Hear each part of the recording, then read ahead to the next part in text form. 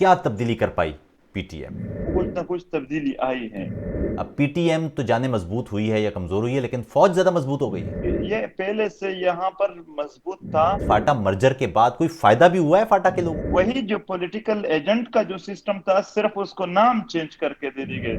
پہلے بھی ہو رہے تھے قتل، پہلے بھی لوگ لاپتہ ہو رہے تھے، پی ٹی ایم کے بعد بھی ہو رہے ہیں. صرف کراچی میں ایک دن میں کتنے پشتونوں کو مارا جاتا تھا. میڈیا سے شکایت ہے آپ کو؟ کنٹرول وہ بھی خود آسانی سے کنٹرول ہونے دے رہے ہیں اپنے آپ کو.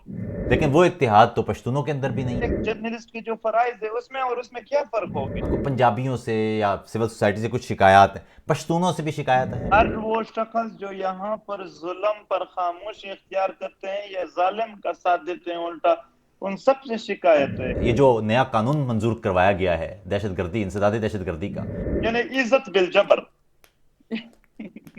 عزت بالجبر. اچھا، اگر آپ نے اب تک متبادل کا یہ چینل سبسکرائب نہیں کیا ہے تو کر لیں، اور لائیو بیٹھک کے ساتھ جڑے رہنے کے لیے بیل کا نشان بھی دبا دیں.